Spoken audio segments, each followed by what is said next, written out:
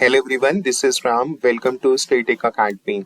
आज हम आपको क्यू बेसिक के most important MCQ question answers कराएंगे। और अगर आप कोडिंग सीखना चाहते हैं, क्यू बेसिक के अलावा हम और भी लैंग्वेजेस पढ़ा रहे हैं like Python, Java, C plus plus, SQL, PL SQL etcetera.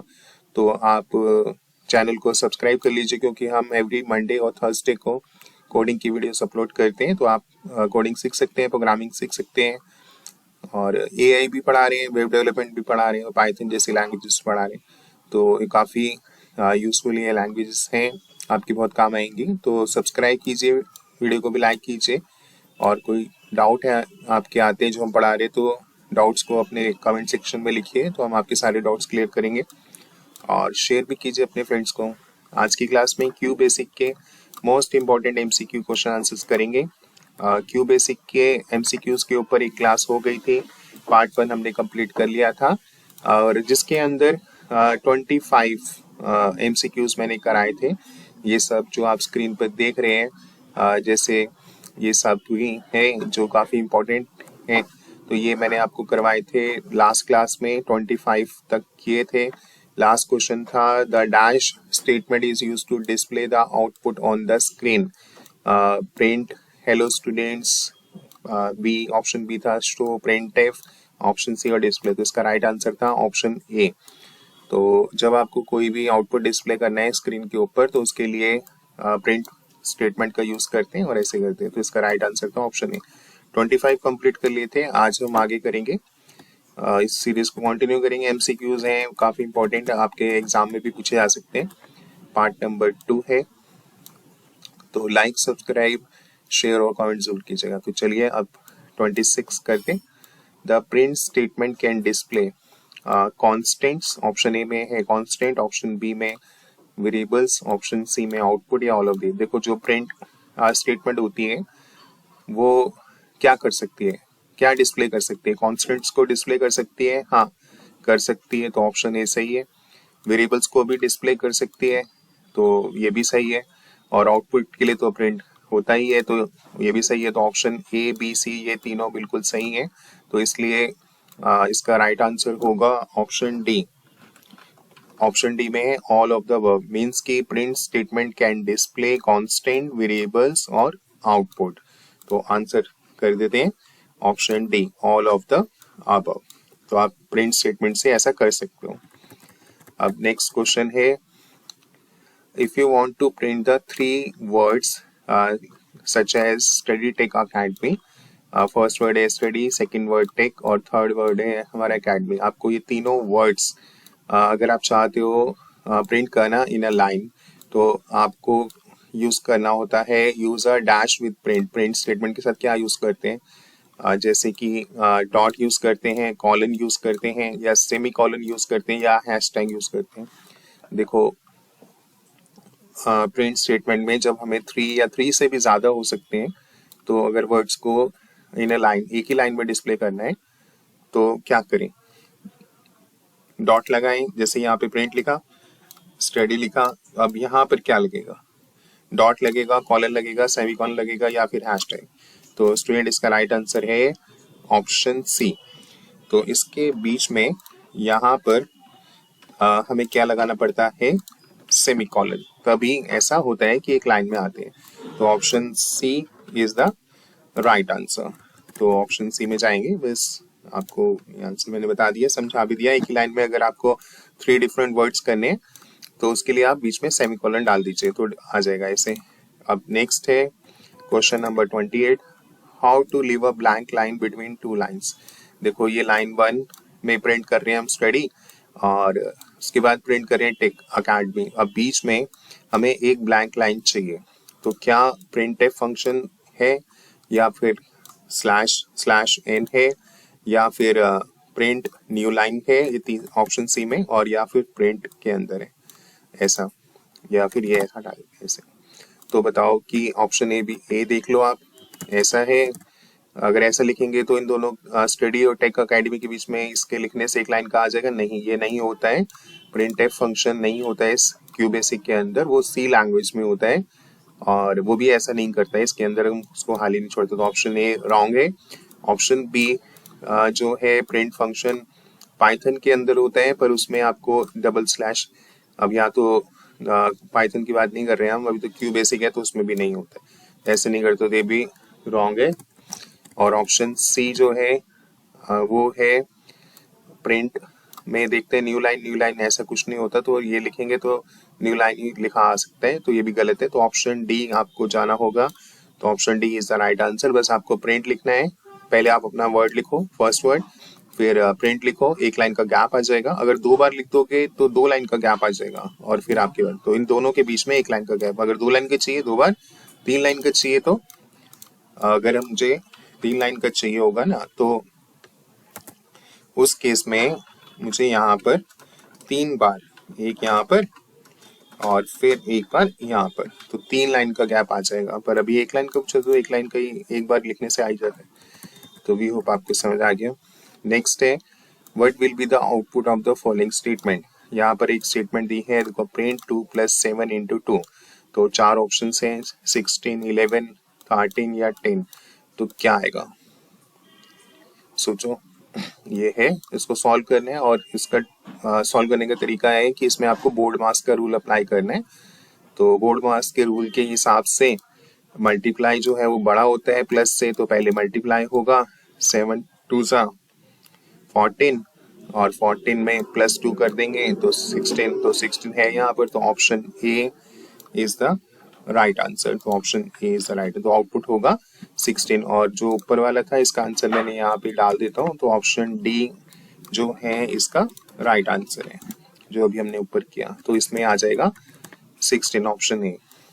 इस तरह अगर आप ये एग्जीक्यूट करेंगे तो 2 + 7 × 2 मीन्स 16, 7 2 14, 14 + 2 16, बोर्ड मास रूल अप्लाई करने किसी भी एक्सप्रेशन को सॉल्व करने के लिए। नेक्स्ट है every programme must have and dash statement. देखो हर प्रोग्राम में ये वाली स्टेटमेंट जो है वो होनी चाहिए, फिनिश होनी चाहिए, एंड होनी चाहिए, और एंडिंग होनी चाहिए, एग्जिट, मतलब एंड करते समय, बेसिकली जब आप प्रोग्राम को एंड कर रहे हो तब की बात मैं बता रहा हूँ कि वो होना ही चाहिए। तो उसके लिए जब आप प्रोग्राम को एंड करते हो तो एंड आपको लगाना होता है लास्ट में, तो option B is the right answer. Next है the dash statement is use to terminate और एंड द प्रोग्राम। देखो जैसे ये होना चाहिए एंड, तो एंड स्टेटमेंट ही होगा जब टर्मिनेट की बात हो रही है, प्रोग्राम को टर्मिनेट करने की, एंड करने की, तो ऑप्शन बी इसमें जाएंगे, इसमें भी option B is the right answer. अब आते हैं नेक्स्ट क्वेश्चन पे। The dash statement is statement allows to enter values into the computer memory at run time। मतलब जब आप कंप्यूटर प्रोग्राम जब आप रन करते हैं अपने प्रोग्राम को, तो ऐसी कौन सी स्टेटमेंट है जो आपसे वैल्यू लेती है, यूजर से वैल्यू लेती है, एंटर कर के लिए बोलती है। तो enter value into computer memory at run time के मतलब एग्जीक्यूशन जब हो गया, while the program is executive is being executive, कि जब प्रोग्राम एग्जीक्यूट हो रहा है, तो टेक से हम इनपुट लेते हैं नहीं, इवैल से लेते हैं, इससे भी नहीं लेते, इनपुट से लेते हैं या फिर एंड से लेते हैं। तो ऑप्शन ए और बी रॉन्ग है, तो ऑप्शन डी भी रॉन्ग है, तो option C is the right answer. तो ऑप्शन सी में जाएंगे, तो इनपुट के थ्रू, इनपुट स्टेटमेंट के थ्रू हम डेटा को एंटर कर सकते हैं बाय यूजर से। और अब आते हैं can we enter multiple data in multiple variables in one input statement, true और फॉल्स।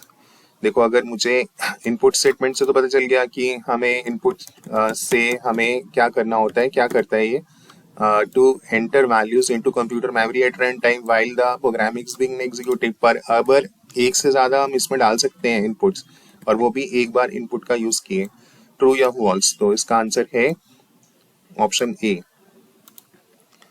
ट्रू। तो ऐसा आप कर सकते हो कि एक से ज्यादा, जैसे आपको एंटर करने हैं मार्क्स ऑफ 5 स्टूडेंट्स, तो आप यहाँ पर M1 M2 M3 M4 M1 M2 M3 M4 M4 ऐसे 5 वेरिएबल लेके 5 बार आपको इनपुट करने की जरूरत नहीं है, पांचों को आप एक ही साथ इनपुट करा सकते हो। पर आपको एक चीज का ध्यान रखना होता है, जब आप इनपुट कर रहे होते हो तो एक सिंबल आपको साथ में डालना होता है। तो वो इस क्वेश्चन में variable must be separated by a dash and the data enter must also be separated by dash. तो वो कौन सा है तो वो है हमारा उसके लिए कॉमा या हैश या ये वाला सिर्फ हैश या डॉट। तो इसका आंसर होगा ऑप्शन ए हैश को जब आप इनपुट करोगे, जैसे M1 M2 M3 जो 5 सब्जेक्ट्स है आप डाल रहे हो, वैल्यूज डाल रहे हो पांचों की, तो आउटपुट में जैसे तो आपको यहाँ पर क्या डालना पड़ेगा, जैसे एक बच्चे के मार्क्स 90 है, फिर 91 है, 93 है, 100 भी है, 95 भी है, तो बीच में हमने क्या डाला इनपुट करते समय, कॉमा। तो option A is the right answer. और जब आप वेरिएबल जब आप इसका कोड लिखते हो तो यहाँ पर भी आपको मैं बता देता हूँ, तो यहाँ पर भी हम यहाँ पर ऐसे मल्टीपल्स डाल सकते हैं ना, ऐसे करके हमारा जो वेरिएबल है M1 M2 ऐसे करके, तो इस तरह से आप डाल सकते हैं मार्क्स 1 मार्क्स 2 करके। तो वी होप आपको ये दोनों क्वेश्चन समझ आ गए। अब नेक्स्ट है dash command is use to put a comment line in your program. अगर आपको कमेंट क्या होते हैं, नॉन एग्जीक्यूटिव लाइंस, ये सिर्फ अपने लिए होते हैं, बेटर अंडरस्टैंडिंग के लिए होते हैं, कोडर के लिए होते हैं कि कल को उसने जो कोड लिखा है वो भूल गया कि इसमें उसने क्या लॉजिक लगाया था, तो वो इसके साथ में वो कमेंट डाल देता है कि हाँ यार इसमें ये चीज़ है, तो मैं इन फ्यूचर वो चेक करूंगा तो मुझे याद आ जाएगा ये सारा है। तो जो से फिर फायदा होता है ना, अंडरस्टैंडेबल हो जाते हैं वो कोड। और इसके लिए कौन सा कमांड है जिससे वैसा करता है, कमेंट ही है, रिमार्क्स है, या नॉन REM है, या RE में। तो इसके लिए ऑप्शन बी पे जाएंगे। REM के थ्रू आप अपने कोड में कमेंट डाल सकते हो, नॉन एग्जीक्यूटिव लाइन डाल सकते हो, बेटर अंडरस्टैंडिंग होती है उसके लिए, प्रोग्रामर के लिए, कोडर के लिए इन फ्यूचर में। नेक्स्ट है Q basic is a variant of basic programming language, true और फॉल्स। ये ऑब्वियसली ट्रू है क्योंकि क्यू बेसिक जो है बेसिक का ही वेरिएंट है, उसका इसी से बना है, तो ट्रू ही होगा, ट्रू ही है ऑब्वियसली, इजी था इवन। तो नेक्स्ट है this command is used to clear the output screen. भाई आपको प्रीवियसली कोई एक स्क्रीन शो करी और आपने एक प्रोग्राम बनाया, तो आप चाहते हो ना कि उसको क्लियर करे ताकि आपका जो नया आउटपुट है उस पर आए। जैसे हम डस्टर यूज करते हैं, ब्लैक बोर्ड पे कुछ लिखा होता है, फिर नया कुछ लिखना होता है, तो हम डस्टर से ब्लैक बोर्ड को साफ कर देते हैं कि हम नया लिख पाए। तो ऐसे ही ऐसी कौन सी कमांड है जिससे हम क्लियर कर सकते हैं प्रीवियसली आउटपुट स्क्रीन को। REM तो कमेंट्स के लिए हो गया, एंड तो एंड करते हैं प्रोग्राम को, तो ये दोनों तो हो नहीं सकते। और भी अब बचा COD, क्लियर या CLS। तो क्लियर नहीं है, इसका ऑप्शन, इसका राइट आंसर होगा ऑप्शन सी। CLS कमांड का फुल फॉर्म ही क्लियर होता है, क्लियर द प्रीवियस स्क्रीन। तो CLS is the right answer, मतलब option C is the right answer. Next है this variable are use to store a string of character. String of character मतलब कि string होगा तो numeric तो नहीं हो सकता, कांस्टेंट भी नहीं, तो डेसिमल तो फिर पॉइंट वैल्यू के लिए तो ऑप्शन बी में जाएंगे, ऑप्शन बी। स्ट्रिंग का डेफिनेशन क्या है, string is a collection of characters, alphabets. Next है एंड और are the dash operators. Arithmetic नहीं है, वो तो प्लस माइनस मल्टीप्लाई, रिलेशन में greater than less than, boolean में ट्रू फॉल्स ऐसा होता है, तो ये है हमारे लॉजिकल ऑपरेटर। तो एंड और होते हैं एग्जाम्पल लॉजिकल ऑपरेटर्स, तो option B is the right answer. और इसके बाद है next question, the dash command help us you to exit from QBasic. देखो ऐसी कौन सी कमांड है जिसके थ्रू आप क्यू बेसिक से एग्जिट हो सकते हैं, क्विट है, या ब्रेक है, क्लोज है, या एग्जिट है। तो एग्जिट करने के लिए एग्जिट ही होता है, तो ऑप्शन डी पे एग्जिट है, तो हम जाएंगे ऑप्शन डी पे एग्जिट, तो आंसर ऑप्शन डी। तो वी होप आपको ये मैंने आज 40 तक करा दिए, 1 से लेकर 40 तक हो गए, 25 पहले किए थे और बाकी आज किए। आज एंड ऑफ पार्ट 2। अब आगे कुछ आगे फिर इसके बाद जो होंगी क्लासेस उसमें हम इससे 41 से स्टार्ट करेंगे। अगर पढ़ना है तो सब्सक्राइब करना है, वीडियो को भी लाइक करना है, और कहीं डाउट आया किसी क्वेश्चन में तो पूछना है तो कमेंट सेक्शन में लिखिए, और अपने दोस्तों को भी शेयर कीजिए। Bye students and have a good day.